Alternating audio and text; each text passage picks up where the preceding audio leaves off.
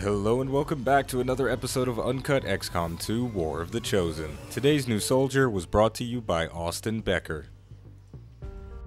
Austin Becker was born shortly after the fall of XCOM. He grew up during the transition between the old world and the new Advent-controlled world. Both of his parents were proficient doctors before the invasion, so they were selected to work at a gene therapy clinic in a megacity. This meant they got to live a comfortable life, but one plagued with strict rules and heavy surveillance. Things would have been relatively normal for Austin if his father didn't suffer from schizophrenia with paranoia. One day he wrongfully reported Austin's mother for plotting to blow up the clinic they worked at. She was removed from the facility not long after the report was made. And these events left Austin broken. He spent the next few years plotting his revenge against his father and the Advent soldiers that were responsible for removing his mother. Austin eventually assaulted the clinic with little more than a machete and a predator-like ferocity. He killed multiple troopers and stun lancers, but not without receiving a few scrapes and bruises. All of this was witnessed by a resistance informant that worked at the clinic. The informant helped Austin with his escape. Before the two of them fled the scene, Austin mumbled under his breath, "I am the wolf, and Advent is my prey." Austin is now a member of XCOM, and after being hunted by the Chosen for several months, I'm sure the rest of the crew will be glad to have a hunter of our own. Okay folks, before we jump into the mission today, we are going to look at the inside of the Avenger. We are going to do a little bit of busy work. The first thing is we are going to upgrade our power conduit. This is going to cost 80 supplies, but it is going to give us access to 2 more power on our Avenger. And once we staff a gremlin in there, it's going to give us even more power plus 5, and that's going to bring our capacity up to 30.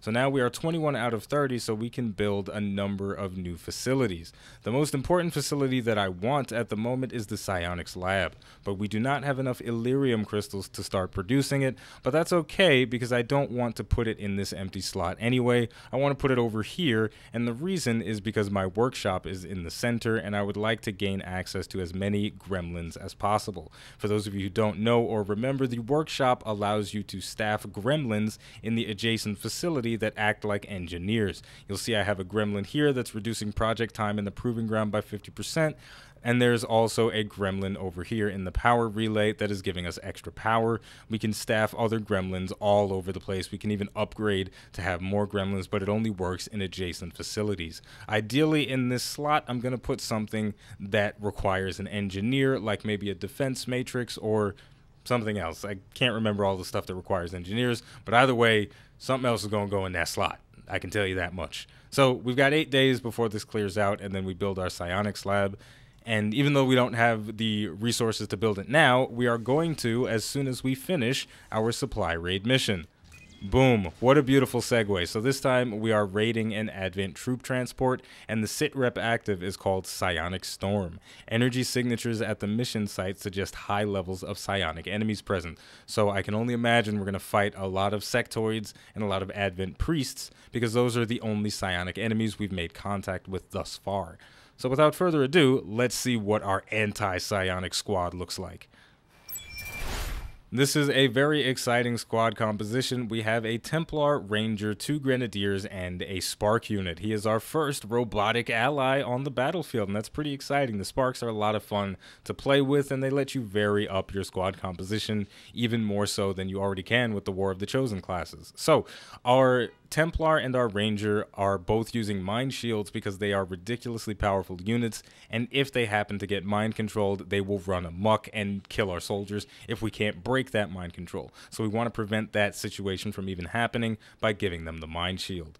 Next up, our first Grenadier is using 2 flashbangs. She has blast padding and demolition, so she can shred off the armor, the cover of enemies that are too well dug in for us. Next up, Carl Fanboy Jr. Kernknuckle. He's coming in with a battle scanner and a flashbang. He has the shredder ability and suppression, but I don't think either of those are going to get much value against psionic enemies who have a tendency to use mind control and stasis, they're not going to bother with shooting, so their accuracy doesn't matter that much. But on the off chance that anything does go on Overwatch, we can shred that off with the suppression ability, and we can do other things as well. These flashbangs, though, are going to be very valuable for dealing with the Advent Priests. They cannot use any of their abilities while they are disoriented. And finally, our Spark unit has a rocket launcher, his heavy autocannon, which has the same stats as the Gatling gun that the Grenadiers use, and he also has access to the Spark bit, but it's not going to be able to do anything fancy because we haven't unlocked any abilities specific to it yet. That was a mouthful, but it's finally time for us to get out there and raid the troop transport. Menace 1-5, the Advent troop transport is nearby. Engage and eliminate all hostile forces. As I expected, the psionic readings we detected in this area can be attributed to a number of psionically powerful aliens near our position.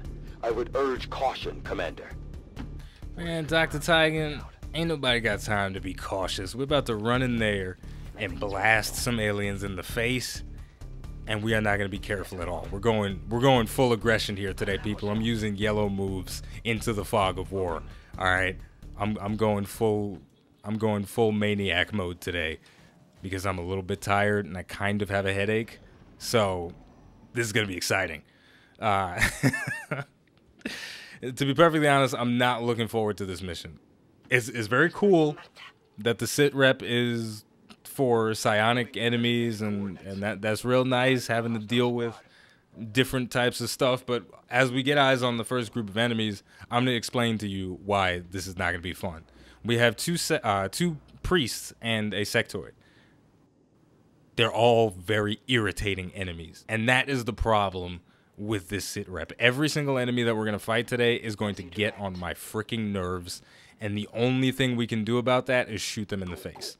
Now, we did take a lot of countermeasures to make this easier, but that's not going to change the fact that this is going to be a very annoying mission. The stasis ability from the Advent Priest gets so far under my skin, you wouldn't believe how deep it's going. All right, it's going straight to bone.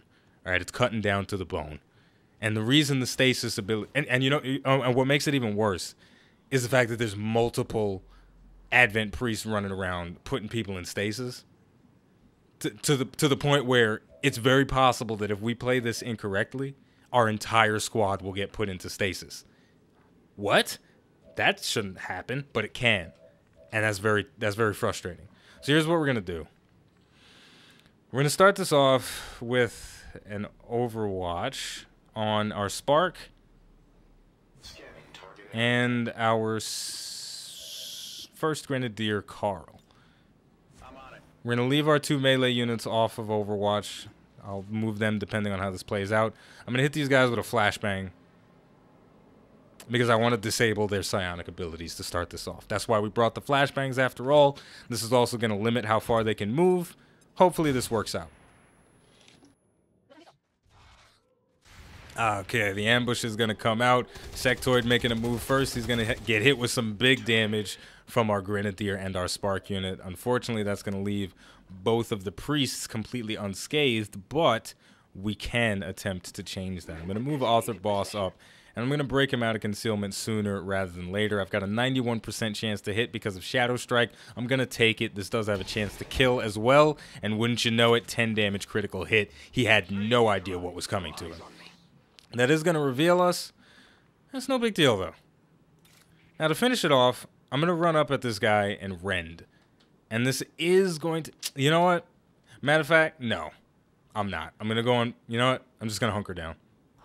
I'm just going to hunker down. Because you know what? By going in to rend him, I'm going to activate another pod. Guaranteed. But from the looks of things, I'm going to activate another pod anyway. So I should have ran in and did the rend. But it's no big deal. No harm, no foul. Nothing ventured, nothing gained. Nothing lost either.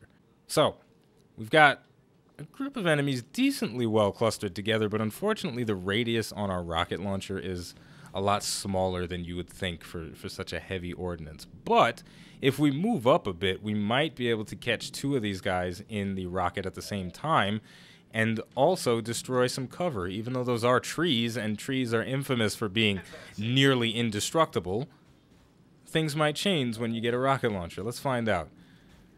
It's crazy that there's so much stuff about XCOM that I don't remember readily, because the combat is a lot deeper than you really expect it to be, right? There's so much nuance that goes into fighting a battle in XCOM. So we're going to fire off the rocket, and we damn near destroyed the entire forest in the process. We even damaged some of the cover that we weren't trying to destroy. So that's pretty beneficial to us right there. We've limited the options of the enemies pretty severely. So we can move Author Boss up to get the weapon range of our shotgun a little bit better off and start blasting these guys in the face.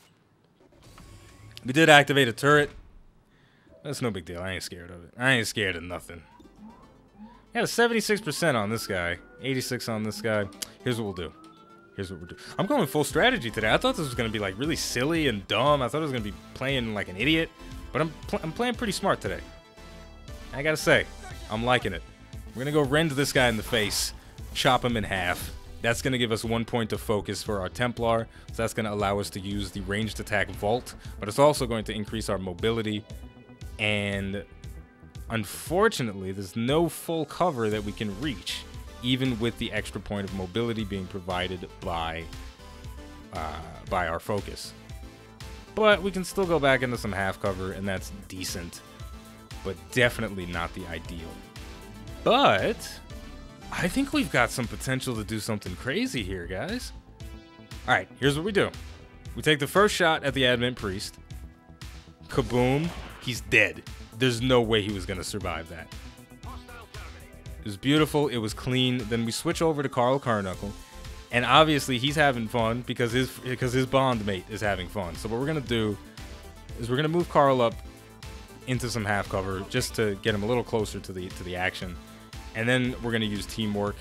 He's cheering on Author Boss. Yeah, man, you get him. You get him, man. You go out there, you whoop that ass. And then Author Boss is like, word, you want me to keep going, son? I'm going to keep going. So he's going to take another shot. This time it is not going to crit, but 6 damage is still 6 damage. I'm very happy about it. Unfortunately, we don't have eyes on that other guy without moving up. So we're going to just move up and take another shot at him. This was a pretty big turn. That rocket launcher was very explosive, but we're going to have to be careful about that in the future. Because there have been instances where I've launched a rocket, and this has happened to me before, where an explosive has destroyed more than I expected it to destroy. And that's what just happened, but because I used the rocket as my first action, nobody got royally screwed over because of it. So I really hope that I remember this in the future. So note to self, always use the rocket launcher as your first action so you don't get boned. Now we are seeing the stasis coming out, and 40% of our squad has been immobilized for a turn. I almost feel like stasis is the most overpowered ability in the game. It's really hard to say if it's overpowered or not, or if it's just frustrating, because it has so much potential to spiral out of control. So if we look at the battlefield right now, it's very clean. We've killed most of the enemies, so we don't have too much to worry about. We've got 2 soldiers that are completely immobilized, and they're going to be available to shoot in the next turn. So if that Advent Priest down there was a more threatening target, then these soldiers that are... Ooh, shit. Well, I didn't forget about it, but I just kind of didn't think it would trigger. So yeah, if this Advent Priest was a more threatening target, then the fact that these 2 guys are in stasis, they'd be easily flanked in the coming turns, and they'd get ripped to shreds. So I don't know, stasis is a really weird ability. We're going to start taking shots at the turret because we don't have any explosives to destroy it, so we want to get its armor shredded down. 1 point is not that much, but it'll make it a bit more vulnerable to our big shotgun shot from Author Boss. He is really feeling himself today. Thing only has 2 health left. We should be able to take it out. Stasis is going to end. The Advent Priest going to take a shot at the mech, but our robot, he was training with Piccolo. He knows how to dodge real well. The second shot from the turret going to come out. This time it is going to connect for a big 4 damage. The armor proving beneficial, though, mitigating a little bit of that. So now all we got to do is take out the turret, and that'll free us up to move around and not have to worry about the Overwatch. Please, just please, Please? Yes! Thank you. Oh, gosh. Target eliminated. I'm actually starting to get a little bit nervous about the rest of this mission because I know there's one more group of enemies. There has to be one more group of enemies. We're going to throw out the battle scanner, and we are going to get eyes on a group of triple sectoids. So that's actually a pretty easy pod, but only in the sense that there's a chance that we could... Wait a minute. I don't have to worry about them at all. I still have flashbangs left. Never mind. We got this in the bag. It's over. We won. We won the mission. We win. Our demolish is going to fail, so that's a bit unfortunate. But even though the demolish didn't work, we can move our spark unit right next to this guy, do my signature move, also known as gun inside the mouth. Shoot him. It's not going to kill him, but I didn't want it to because I have my Templar available, and I want to rend this guy so I get a kill and an additional point of focus, further increasing my psionic potential. So that's going to give me even more mobility and more dodge. It's very powerful. Let's take a deep breath. Let's take a deep breath and focus. We're gonna take a little bit of a bathroom break for our soldiers. A bathroom break? Why don't I just say that I'm gonna take a single turn to reload my soldiers so I don't go into the next encounter without ammunition in my guns? Sometimes, man, I really just don't know if like my brain just doesn't work correctly. Because the statement that I made absolutely no sense. All right, so we're going to reload all of our soldiers, and we're just going to end the turn. I'm assuming that the sectoids are not patrolling around, so I'm not going to worry about going on Overwatch. And as expected, they are not patrolling, so now I can start advancing, trying to see where exactly they are. I could launch out another battle scanner, and I think that's what I'm going to do in the next turn. But at the very least, I know that moving to this position is not going to reveal me, so I can get my soldiers kind of grouped up around these walls and ready to start making some moves in the coming turns. On the move. All right, so let's just end the turn again and let the alien activity go off. I think I just heard an Advent priest making some noise in the background, so it might be a little bit more to deal with than what I'm expecting. But that is why we brought the battle scanners. Let's send this one out. Alright, we're gonna charge Author Boss into battle. This is gonna activate the next group of enemies. Never mind. I had no doubts in my mind that move was gonna activate the next group of enemies, but I was completely wrong. So I'm starting to get nervous. I'm gonna throw out the next battle scanner in a slightly different position. The sectoids still haven't moved. But we did get eyes on another group of enemies. I thought it was just the one. We do have two to deal with, so we've got to be even more cautious than I was initially thinking. So, why don't we just tip our way up in classic Xcom fashion, wrestle on Overwatch, and then we'll straight into our guns.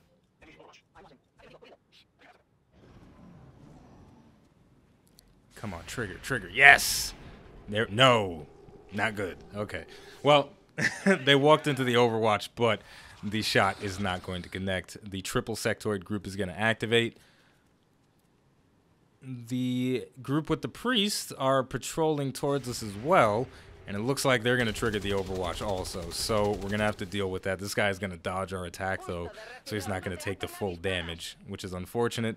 But we're still well within a place where we can deal with this. Oh, yeah. The plan has been formulated, and it's a pretty damn good one. So, we're going to launch this flashbang at the triple sectoids, and it's going to disable all of their psionic attacks, making them basically worthless enemies. Boom goes the flashbang. Broke a little bit of glass, but who cares? We don't have to pay for it. We're not leaving our contact information. Next up, Author Boss is going to move into a flanking position against the sector. Is he? This is dangerous. I'm going to acknowledge that this is a dangerous move because he might get flanked. But at the same time, I'm feeling really ballsy right now. So Author Boss running up to this height advantage. He's got a flank on the sectoid. He's going to take a big shot. It's probably going to crit. Not going to crit. Not going to even get the kill. So fuck me. But it's fine. We've got them disoriented. It's no big deal. This is still well within acceptable parameters. Next up, we're going to use Rend. And we're going to chop this one. And I'm really hoping that I get a kill right now. Come on, please. Sliced him up, left him with 1 health remaining. Very, very disappointed. My plan is falling apart rapidly. Unfortunately, though, we can momentum our way back into a bunch of positions that will get flanked in the next turn. So that's another thumbs up for me. To finish it off, though, I guess I just weaken all 3 targets because my plan was not as...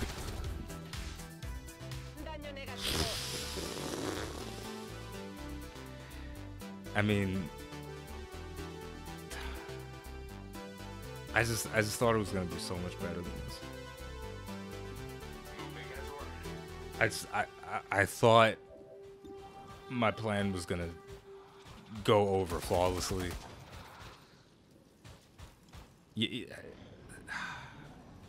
It's fine.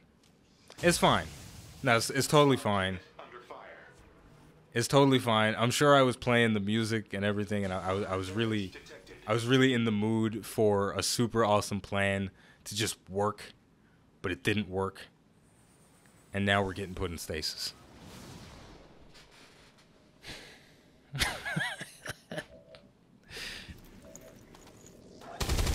would you look at that?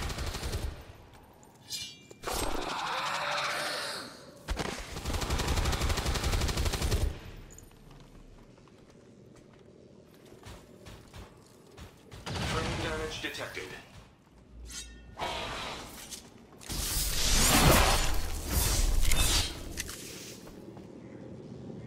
Status confirmed. All hostiles are down and the area is secure. That mission had a very weird potential to get stupid, but it didn't. So thank goodness for that. We made it out. We got a bunch of supplies, and this is going to set us up for our psionic lab and a number of other things. We're currently researching plated armor, so as soon as that's finished, we're going to build that, and then we can go to the proving grounds and we can start making more experimental ammunition, experimental grenades, etc., etc. We can really start getting a production line of really powerful items going. So we got a lot of promotions to give out. Author Boss now has the conceal ability, so he can use the Shadow Strike ability essentially twice in a mission. So he starts off with that initial concealment, blow, blast somebody in the face, go back into concealment, blow, blast somebody again, gets 2 pretty much guaranteed critical hits, and that's really powerful for him. Our next promotion is going for our Templar, and Stun Strike is an insanely powerful ability. It lets you kind of bump somebody out of cover so you can expose them for the rest of your squad to deal with, and it only costs 1 action point. So I'm going for a very support-oriented build with my Templar. And they also have the Lightning Hands ability and the Shadow Step as well, which will prove to be very valuable. I'm not going to select it just yet. I'll do it at another time. I'm not entirely sure what I want to spend all my AP on just yet. I got to look and figure it out. Next up, Carl, the Fanboy Jr., he got hollow targeting. So that's going to mean every time he shoots at a target, he's going to give the rest of the squad an increase of 15 aim against that target, which means any enemies in high cover or that have an innate defense are going to be significantly easier for us to deal with. And our Spark, unfortunately, he did a lot of work, but he didn't get any promotions. So we see here in the loot, we got 2 Illyrium cores and an advanced scope, along with a bunch of alloys, crystals, supplies, corpses, and other things. So we're going to go ahead and click continue, but now that we have all of those items, we can go to engineering. I currently have a card active that makes experimental ammunition products complete instantly, and I have 5 cores available. I'm going to use one of those cores on an experimental ammo. We got the dragon rounds. These have a chance to set targets on fire. I got 4 cores left. I could use it on an experimental grenade maybe, or an experimental weapon. It's kind of tricky. I'm not entirely sure. I'm going to leave it. I'm not going to go spending too frivolously. But what I'm going to do is save my game, because holy crap, what if it crashed right now? And now we go to the geoscape and see what the status of the world is. A supply drop is available, as well as an increased regional income. It'll take us 7 days to investigate that, and it is a pretty valuable thing. But what I really want is to pick up that piece of intel that was over on the map that I left for a few days ago. It's only going to take 1 day to finish scanning it. It's going to be quick. Boom. It's going to give us 50 intel. Okay, our current intel is 142. But that is not enough for us to expand. As you can see, we need 240 to send that because it's so far away. It takes 80 intel times the link distance to the nearest radio relay. So what I'm going to do is start work on a radio relay in India. Shortly after we started construction of the radio relay, the Chosen sabotaged our Avenger, and he stole one of our Illyrium cores and wounded an engineer. So he broke into the storage room, punched a guy in the face, and took some of our stuff. So that's very unfortunate that we lost such a valuable item, but we have to continue on regardless. We also just finished a covert operation, and we got some promotions for our other soldiers. This covert operation was for hunting the Chosen assassin. I'm really trying to forward the hunting process. I want to make sure that as soon as I have the appropriate ranked soldiers available, I can just take these guys down one by one. So as soon as we finish that covert operation, we're starting the next one for Hunt the Chosen Assassin Part 2. We haven't uncovered the Warlock yet because we haven't expanded to a territory in which he operates in. So it's going to be pretty exciting to see what his capabilities are. We know a lot about the Assassin, we know a lot about the Hunter, but we don't know anything about the Warlock. So that was the gist of the base work for the day, so we're going to wrap it up here by saying the name of the game is XCOM 2, the name of the channel is iBluairJgR Gaming for Comedy. Thank you for watching, and I'll see you next time.